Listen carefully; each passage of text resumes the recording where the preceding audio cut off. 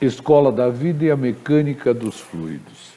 Os alicerces construídos pela mecânica dos fluidos são os que possibilitam a compreensão de muitas aplicações da engenharia. Poderíamos considerar as seguintes aplicações: escoamento em canais e condutos forçados ou livres, seleção de bombas hidráulicas, dimensionamento de instalações hidráulicas, lubrificação, esforço nas paredes de reservatórios e barragens, projetos de pontes e embarcações, dimensionamento de ventilação, estudos aerodinâmicos e muitos outros.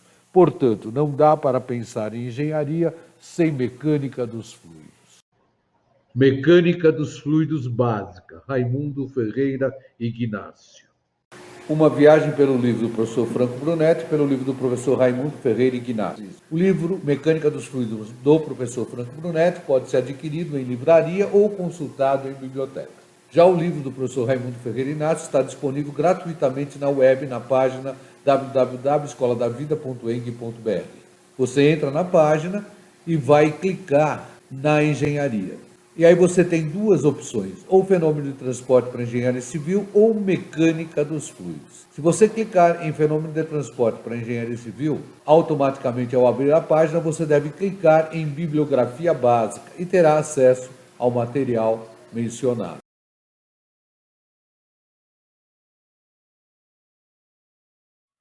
No vídeo anterior vimos a obtenção da curva da carga manométrica em função da vazão. Porém, é comum necessitarmos também da curva do rendimento em função da vazão. Então, nesta experiência, estaremos obtendo as duas curvas, tanto HB em função da vazão, como o rendimento em função da vazão.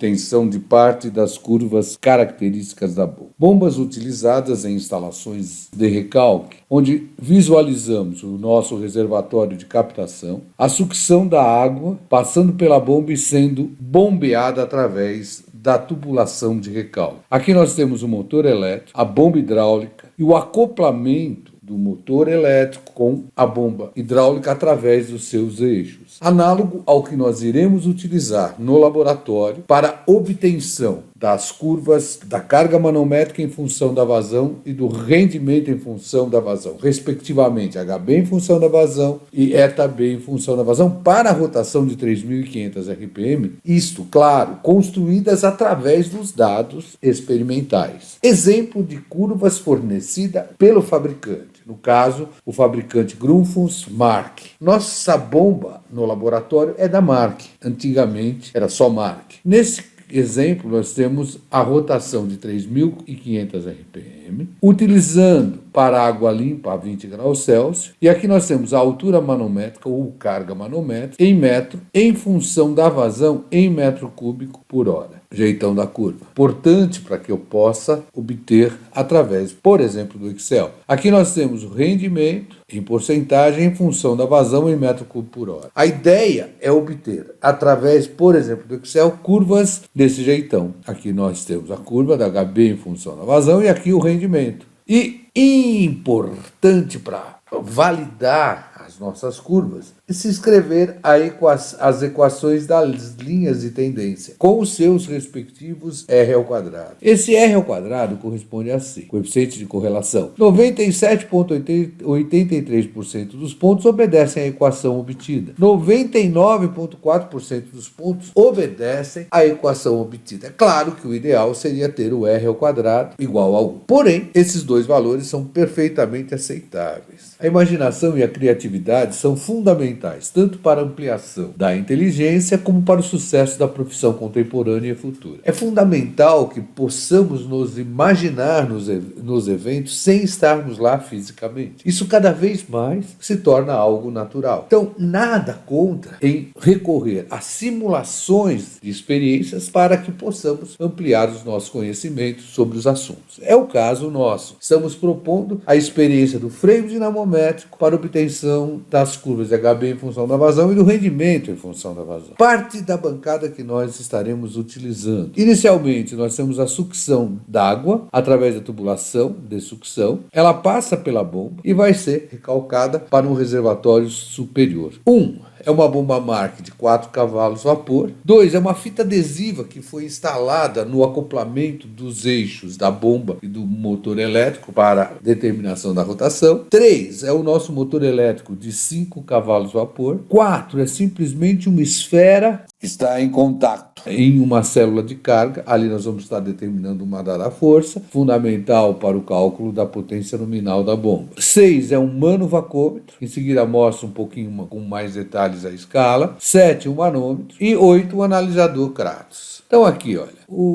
utilizados nas seções, respectivamente, de entrada e saída da bomba. Na entrada eu tenho um manovacômetro, parte negativa é dada em milímetros de mercúrio, parte positiva em kgf por centímetro quadrado. E na saída nós temos um manômetro, só escala positiva, em kgf por centímetro quadrado. Detalhe agora, aqui nós temos a célula de carga e aqui nós temos a esfera apoiada na célula de carga. Aqui é o motor elétrico cuja carcaça está solta. Por que isso? Porque eu vou simplesmente girar esse motor elétrico, se eu olhar de frente, no sentido anti-horário, e pelo princípio de ação e reação, ele vai tender a girar no sentido horário. Na hora que ele gira no sentido horário, essa esfera apoiada na célula de carga vai registrar uma força. Essa força eu leio no analisador da Kratos. Estou lendo, no caso da bancada, a força em kgf. Lembrando que um kgf é praticamente igual a 9,8 newtons.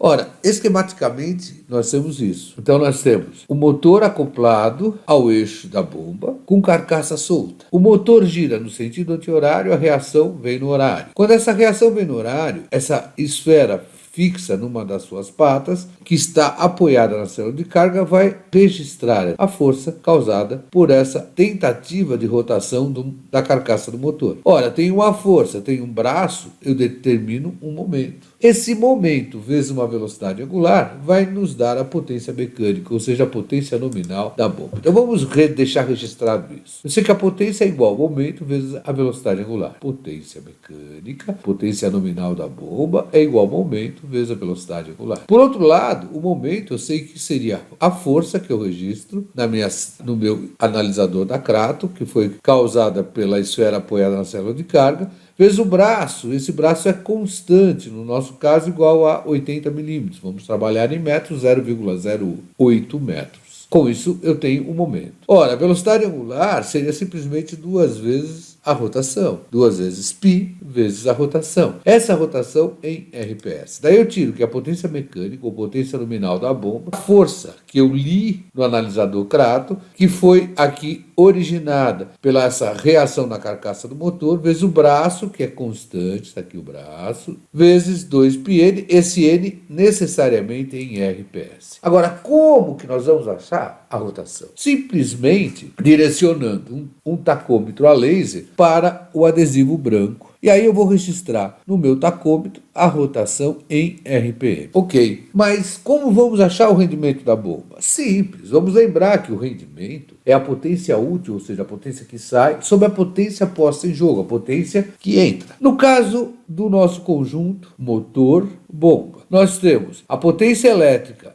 entrando no motor. O nosso motor é um dispositivo que vai transformar esta potência elétrica em potência mecânica ou potência nominal da bomba, tá aqui. E a bomba é o dispositivo que vai transformar esta potência mecânica em potência hidráulica. Sabemos que essa potência hidráulica é obtida pelo produto do peso específico do fluido que está sendo bombeado, vezes a vazão, vezes a carga manométrica. E o rendimento será a potência, no caso, o rendimento da bomba, seria a potência que sai, o N, a potência hidráulica, sobre a potência que entra, que é a potência mecânica, ou potência nominal da bomba. Então, N sobre NB. Ora, o N o gama eu tenho, a vazão eu vou determinar experimentalmente, o HB eu vou determinar experimentalmente, e esta potência mecânica eu determinei pela força vezes o braço vezes 2πn, ou seja, momento vezes a velocidade angular. Agora, então eu preciso dar um jeito de achar a vazão e achar a carga manométrica. Claro, a vazão nós vamos determinar de forma direta, ou seja, vazão igual volume dividido pelo tempo. A água bombeada vai cair num tanque. Esse tanque tem uma seção transversal conhecida, no caso 0,681 metros quadrados. E nós vamos ter um piezômetro aqui, onde nós vamos deixar o nível subir um ΔH e vamos cronometrar o tempo. Ora, a vazão passará a ser área do tanque, seção transversal 0,681, vezes o ΔH, isso aqui é o volume, dividido pelo tempo. Determinamos a vazão de forma direta. Bom, eu consigo ver isso na bancada do laboratório? Isso é possível? Claro.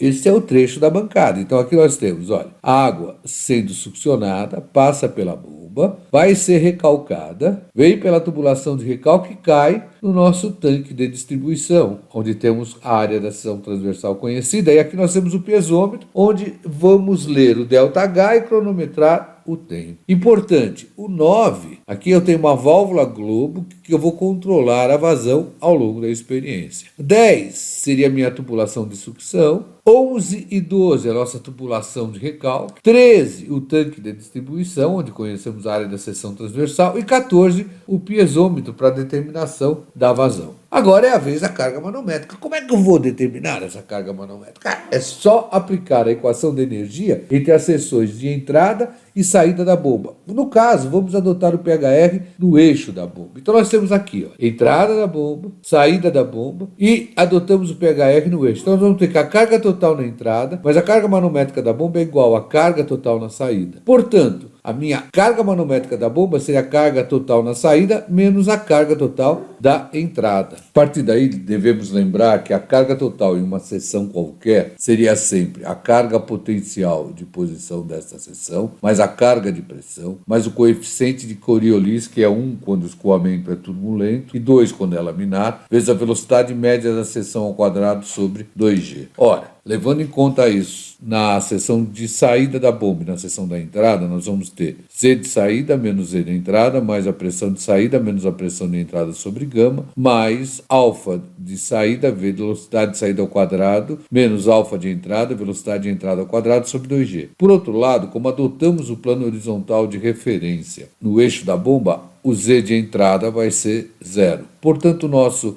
Z de saída, olhando para a figura, seria o nosso ΔZ. Por outro lado, como estamos trabalhando com bomba, certamente o nosso escoamento será turbulento. Daí podemos considerar tanto o coeficiente Coriolis na entrada quanto na saída igual a 1. Vamos agora procurar determinar a pressão, tanto na seção de entrada quanto na seção de saída. Daí lembramos que nós temos essa cota. Aqui nós temos a seção de entrada, temos um ΔZ. Aqui temos a seção de saída, temos um Y. Isso em relação ao manovacômetro e ao manômetro. Em relação ao manovacômetro, a cota para correção seria o ΔZ mais Y. Em relação ao manômetro, somente Y.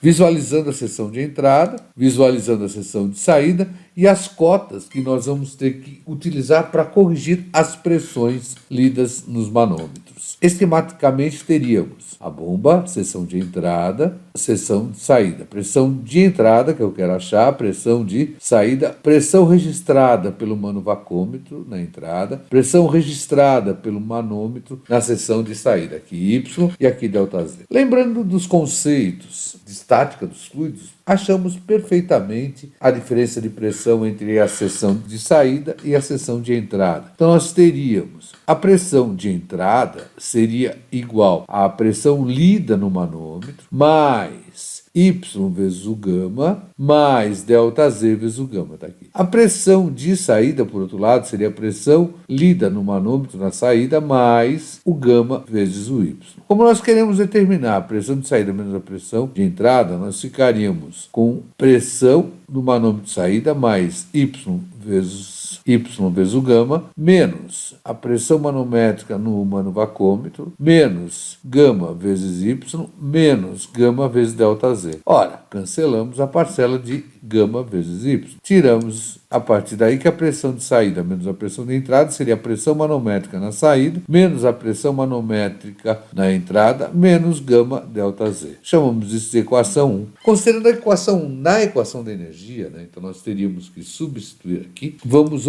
obter o cancelamento do delta Z. E daí tiramos que a carga manométrica seria a pressão manométrica lida na saída, menos a pressão manométrica lida na entrada sobre gama, mais a velocidade média na saída ao quadrado, menos a velocidade média na entrada ao quadrado sobre 2G. Isso é uma equação 2. Agora é calcular as velocidades nas seções de entradas e na seção de saída. Lembrando que nós estamos trabalhando com as tubulações de aço 40, o diâmetro nominal na entrada de 1,5 polegada, o diâmetro nominal na saída igual a 1 polegada, e a partir daí, como é aço, temos que usar a norma ANSI B3610.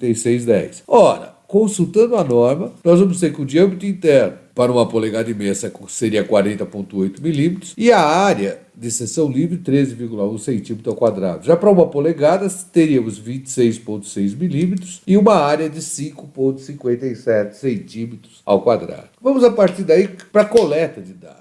Só que vou reforçar para não danificar a célula de carga, nunca dar a partida com esse espaço. Ela deve estar sempre apoiada a esfera apoiada na célula de carga. Essa é a situação ideal para a coleta de dados. Procedimento para a coleta de dados. Vamos iniciá-lo com a válvula controladora de vazão, a válvula 9, totalmente fechada. Daí nós estaremos obtendo as propriedades no ponto de Chutoff. Para isso, vamos coletar os seguintes dados: a pressão manométrica na saída, a pressão manométrica na entrada, a rotação. Isto porque a parcela da carga cinética é nula, já que no Chutoff a vazão é nula. Após estas leituras, a pressão manométrica na saída, a pressão manométrica na entrada e da rotação para a vazão igual a zero, vamos abrir totalmente a válvula 9 e aí estaremos com a vazão máxima, o que representará o nosso último ensaio. Nessa situação do último ensaio, nós vamos ler o ΔH em milímetro, o tempo em segundo, isso para que possamos achar a vazão, a pressão manométrica na entrada da bomba, a pressão manométrica na saída da bomba, a força F no analisador do crato e a rotação. Com os dados, podemos efetuar os cálculos e construir a tabela de resultados. Antes, vamos lembrar que temos uma tabela de dados. Essa tabela de dados representa os ensaios. Ensaio 1 é o Chutoff, ensaio 7 com a válvula totalmente aberta. Pegamos a temperatura da água. Estamos lendo ΔH em milímetro, tempo em segundo, a pressão manométrica na entrada em milímetro de mercúrio, a pressão manométrica na saída em kgf por centímetro quadrado, a força lida no analisador em kgf e a rotação em RPM. Cálculos para rotação lida no ensaio de laboratório. Bom, o primeiro cálculo vai ser da vazão. A vazão seria a área da seção transversal do tanque vezes o ΔH sobre o tempo. A área da seção transversal foi dada, 0,681. Tendo a vazão, nós vamos poder determinar a velocidade média na seção de entrada. Lembrando que a área da seção da entrada era 13,1 centímetro quadrado, passamos para metro quadrado, por isso multiplicamos por 10 a menos 4, temos a vazão em metro cúbico por segundo, achamos essa velocidade em metros por segundo. Analogamente, achamos a velocidade média na seção de saída, só alterando a área, que seria 5,57 centímetros ao quadrado, que passamos para metro quadrado. Outra coisa, com a temperatura da água, vamos ter que achar a sua massa específica. Temos essa expressão para o cálculo da massa específica em função da temperatura em graus Celsius. Então, simplesmente substituímos a temperatura em graus Celsius aqui e calculamos a massa específica da água em quilo por metro cúbico para a temperatura do ensaio. Tendo a massa específica, multiplicamos pela aceleração da gravidade, que vamos adotar 9,8 metros por segundo ao quadrado, e achamos seu peso específico no sistema internacional, ou seja, em Newton por metro cúbico. Por outro lado, não podemos esquecer que para transformarmos milímetro de mercúrio para Pascal, simplesmente pegamos a leitura, dividimos por 1000 para termos em metro, multiplicamos por 13.600 vezes 9,8. Com isso, obtemos a pressão em Newton por metro quadrado. Pascal, simplesmente multiplicamos por 1000. Ora, temos as pressões, temos o gama, temos velocidades médias, achamos a carga manométrica experimental para a rotação lida no ensaio. Tendo a vazão, tendo a carga manométrica, temos o gama, achamos a potência hidráulica, ou seja, a potência útil da bomba. Outra coisa, não podemos esquecer que um kgf é 9,8 newtons. e que a rotação, temos que trabalhar em RPS, no caso, para acharmos a potência mecânica. Então vamos dividir por 60. Temos que a potência mecânica seria a força F em Newton, o braço, que era constante, 0,08 metros, 2π e esse N em RPS. Tendo a potência hidráulica, tendo a potência mecânica, que é a potência nominal da bomba, achamos o seu rendimento. Esse também é o rendimento experimental. Agora é só corrigir os valores. Por quê? Porque nós obtivemos tudo isso para a rotação lida. E nós vamos querer os valores para 3.500 RPM. Para isso, nós vamos lembrar do coeficiente de vazão, que seria a vazão dividido pela rotação vezes o diâmetro do rotor ao cubo, e a condição de semelhança. A condição de semelhança seria o coeficiente de vazão para a rotação lida igual ao coeficiente de vazão para a rotação desejada, que no caso é 3.500 RPM. Igualando, como o diâmetro de rotor é o mesmo, ele automaticamente será simplificado. E eu vou ficar com a vazão para 3.500, como sendo 3.500, dividido pela rotação lida vezes a vazão experimental. Dessa forma, eu corrijo a vazão para a rotação que eu desejo, que é 3.500. Para correção da carga manométrica, eu vou lembrar do coeficiente manométrico, que seria a aceleração da gravidade vezes a carga manométrica, dividido pela rotação ao quadrado e o diâmetro do rotor ao quadrado. Novamente, eu vou ter que impor a condição de semelhança. Eu vou ter que o psi, que é o coeficiente manométrico, para a rotação lida, tem que ser igual ao coeficiente manométrico para a rotação desejada, que no caso é 3.500. Ao igualar isso, novamente eu vou cancelar o diâmetro do rotor e eu vou tirar que a minha carga manométrica para 3.500 seria 3.500 sobre a rotação lida. Essa rotação lida, como esse 3.500 está em RPM, tem que estar em RPM aqui também, né? Ao quadrado, vezes o HB experimental que nós havíamos determinado. Dessa forma eu corrigi a vazão e corrigi o HB. E agora, temos que corrigir o rendimento. Só que para o rendimento existem duas posturas. A primeira considera que o rendimento é o mesmo, que não tem alteração nenhuma, alteração muito pequena, e o rendimento experimental é o próprio rendimento de 3.500. A segunda, que foi extraída do livro do Massintai, é utilizar essa expressão. Eu vou corrigir o meu rendimento, para 3.500 pela expressão, pegando o rendimento aqui experimental e aqui a relação entre a rotação lida e o 3.500, tudo isso elevado a 0,1. Eu solicitaria que vocês fizessem as duas curvas, considerando constante, considerando a variação, para até checar se tem alguma diferença significativa. A partir daí nós temos a tabela de resultado, então nós teríamos a vazão experimental, a velocidade média na entrada, a velocidade média na saída, o HB experimental, a potência hidráulica experimental, a potência mecânica, ou seja, a potência nominal da bomba experimental, e o rendimento experimental em porcentagem. Temos a rotação lida em RPM e temos a correção da vazão para 3.500, temos a correção da carga manométrica para 3.500, temos a correção do rendimento para 3.500. Ora, vamos fazer o gráfico desse HB em função dessa vazão, desse rendimento em função dessa vazão. Minha sugestão é que recorremos a uma planilha eletrônica, no caso, a planilha Excel. Vamos aprender fazendo. Experiência do freio dinamométrico. Objetivos: conhecer um freio dinamométrico, obter as curvas da carga manométrica em função da vazão e do rendimento da vazão. Além disso, aprender a calcular para uma dada rotação a vazão, a carga manométrica, a potência da bomba, o rendimento da bomba, e depois corrigi-la para uma rotação especificada em. Bom, nós vamos realizar nesse laboratório da mecânica a experiência de bomba, onde vamos traçar a curva da carga manométrica em função da vazão para uma dada rotação, então nós vamos corrigir isso, e vamos traçar também a curva do rendimento em função da vazão. Para tal, os conceitos que nós vamos abordar aqui, de uma instalação de recalque, tiro água de um reservatório inferior para um reservatório superior, venho com a tubulação antes da bomba maior do que a tubulação depois da bomba, então eu tenho depois da bomba uma tubulação de 2 polegadas, que eu posso ver na válvula, e tenho antes da bomba uma tubulação de 3 polegadas, que eu também posso ver na válvula. Só que essa tubulação de 3 polegadas, aqui na união, ela é reduzida por 1,5 polegadas na entrada da bomba, e na saída eu saio com uma e depois eu amplio de 1 para 2. Para achar a carga manométrica, equação da energia da entrada até a saída. Para isso, eu vou ligar a bomba e vou ler a pressão manométrica na entrada, a pressão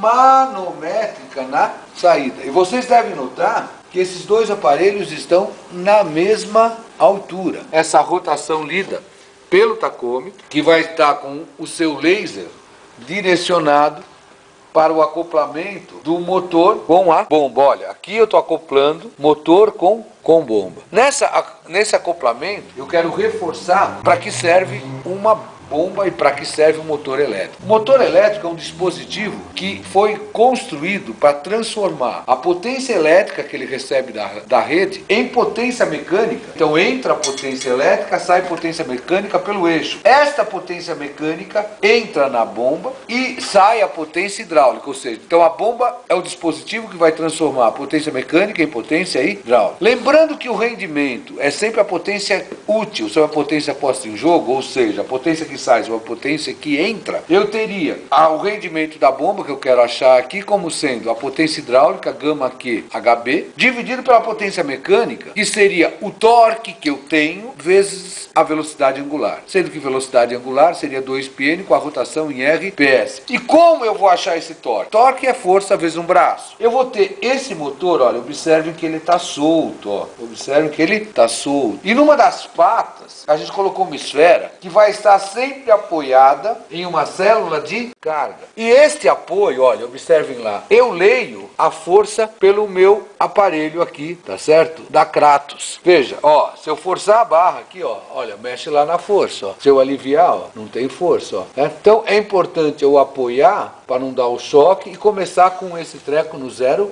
0. Certo? Então ele está zerado. Tá? Quando eu ligar, no caso a minha bomba, que ela foi colocada para ter um giro no sentido anti-horário. E a reação vai ser no sentido o quê? Horário. Quando eu reagir, eu vou apoiar aqui e vou conseguir registrar a minha força. Esta força, vezes esse braço, que é de 80 milímetros, vai me dar o torque que eu tenho no motor. E esse torque vezes o ômega vai me dar a minha potência mecânica. A potência da bomba. A potência que entra na bomba. Eu não tenho como fazer esse cálculo no outro laboratório. Como nós vamos fazer a experiência? Shut-off, válvula totalmente fechada. Nosso primeiro ponto, eu vou registrar pressão, vou registrar a rotação e vou registrar a força que eu tenho lá. Esse é o nosso primeiro ponto. Vou abrir totalmente a válvula, vou registrar o meu oitavo ponto. Então vou ler novamente a pressão na saída, a pressão na entrada, vou registrar a rotação e aí sim, ó, uma instalação de recalque, ó, a água vem para esse tanque e aqui, né, no piezômetro, eu vou determinar um ΔH e o tempo. Então eu acho aqui a minha vazão de forma direta. Eu vou precisar dessa vazão até mesmo para poder calcular a velocidade na entrada e na saída. Lembrando que na entrada eu tenho um diâmetro de 1,5 polegadas, ou seja, como é um Schedule 40, o diâmetro interno é 40,8 milímetros e a área 13,1 centímetro quadrado. E na saída é 1 polegada. Schedule 40 novamente, o diâmetro de 26,6 milímetros e a área 5,57 centímetros ao quadrado. Então eu vou conseguir, tendo a vazão, ter as velocidades. Nós vamos partir para a coleta de dados. Olha lá, o cuidado está zerado, está apoiado. Simplesmente vou ligar. Vou chamar a Carol para dar partida. Vazão, ó, totalmente fechada. Vou registrar a força. 4,61 kgf. O Thiago vai pegar a rotação. Vou direcionar aí 3,570. Vou ler pressão de saída, vou ler pressão de entrada. Vamos lá, Thiago, ler pressão de saída.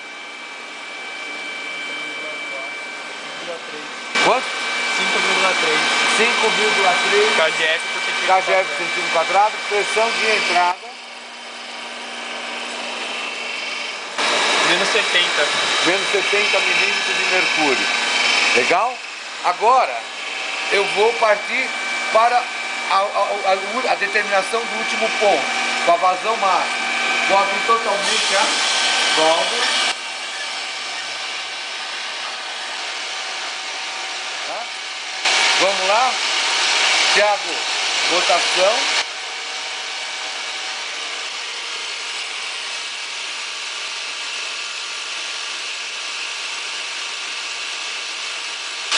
$3.512,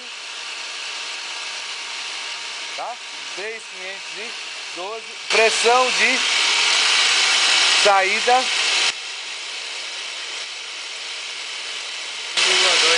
1,2 kgf por centímetro quadrado. Pressão de entrada.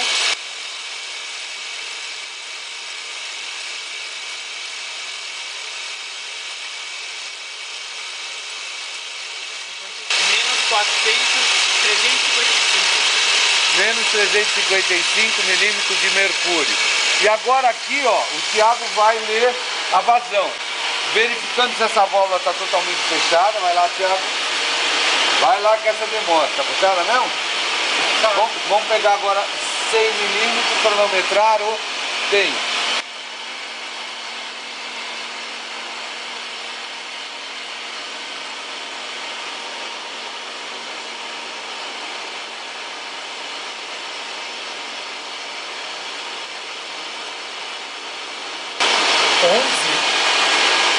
Redondo? 11 segundos para 100 milímetros. Essa seria a nossa vazão máxima. Como é que eu vou fazer a experiência agora? A minha pressão inicial da saída era quanto? 5,3. A pressão final 1,2. Então estou tendo uma variação de 4,1. 4,1, se eu vou dividir por 7, vou considerar uma variação mais ou menos de 0,6. Certo? Então eu vou fechar até esse 1.2 ser 1.8, mais ou menos. Então, ó, vou fechar até chegar no 1.8.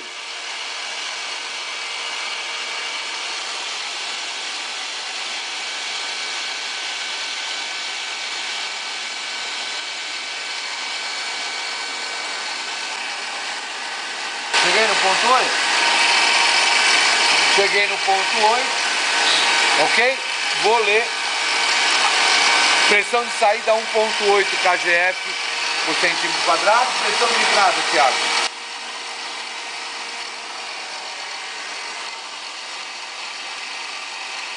Menos 350. A rotação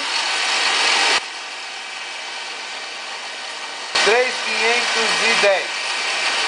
Vazão. Novamente a história do 100 milímetros. Thiago é um cara ágil, mas pode ver que ele demora para fechar. Ele está fazendo a sua ginástica hoje. Vai ficar um dia aí para fechar.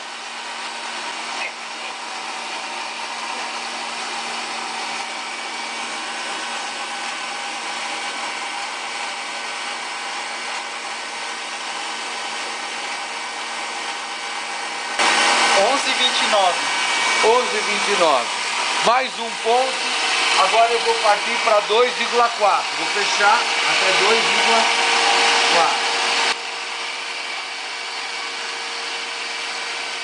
Cheguei em 2, mais ou menos 2,4. Pressão de saída 2,4.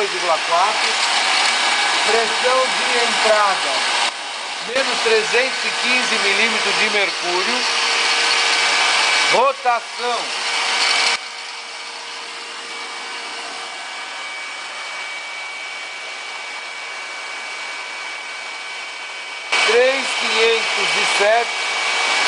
3.507, Thiago, determinar vazão.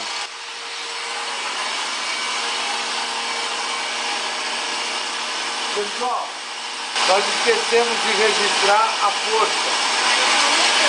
Aqui, a força aqui, 11,34 nessa leitura, está no contador. Não posso esquecer de registrar a força. Marca a força lá. Só em todo o documento. Só vou pegar.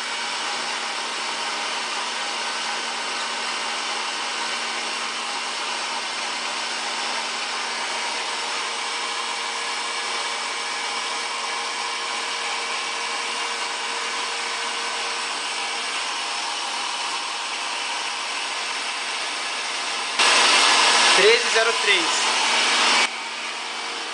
3 agora. 7. 3, ó. 3 kgf por centímetro quadrado. Pressão de entrada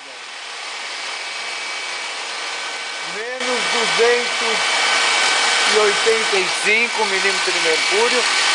Força na sapata, na célula de carga, 11,02 kgf, rotação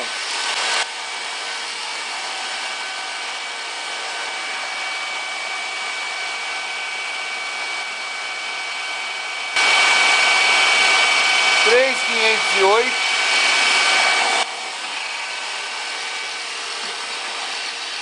vazão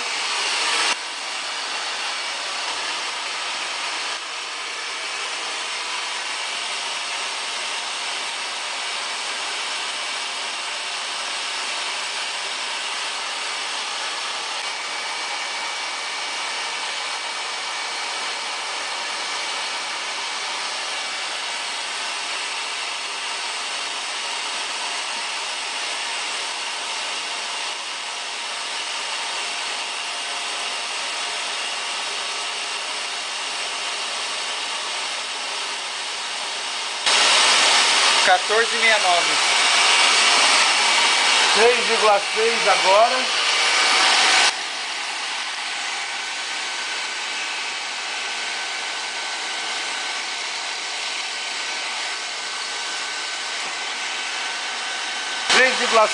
Saída. 3,6. 200 menos 225 milímetros de mercúrio. Rotação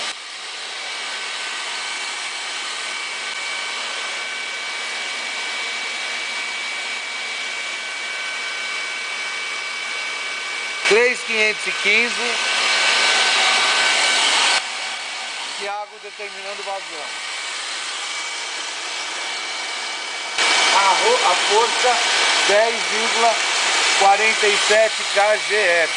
Força para determinar a potência mecânica, a potência da bomba.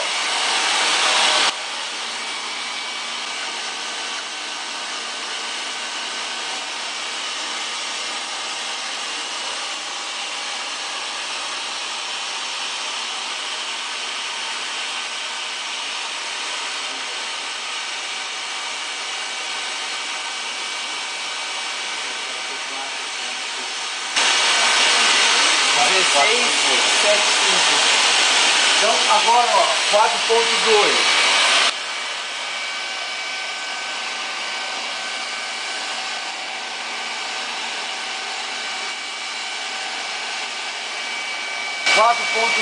kgf por centímetro quadrado.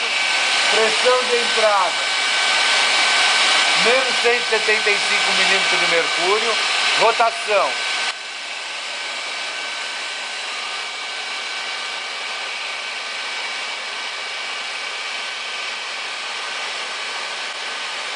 3.529.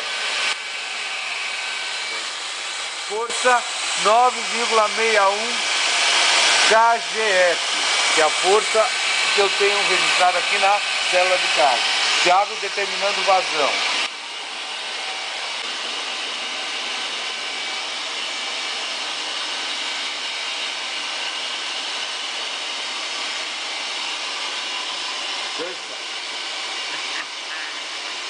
Poxa, Thiago.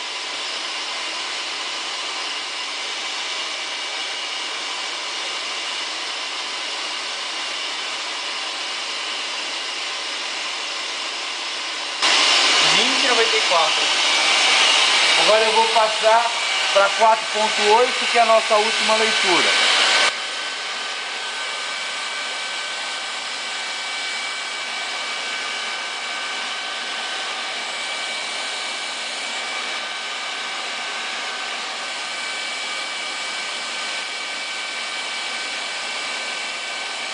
Está bem na 4.8 kgf por centímetro quadrado, menos 125 milímetros de mercúrio. Rotação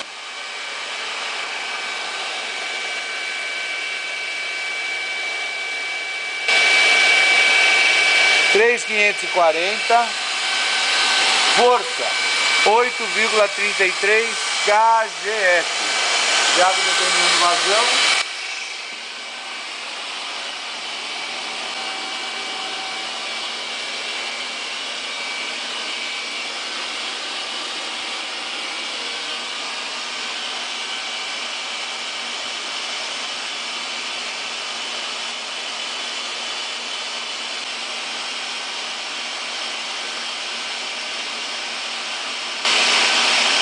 29,69. Bom, desta forma, nós estamos terminando essa nova experiência de bombas, que é denominada experiência do freio dinamométrico.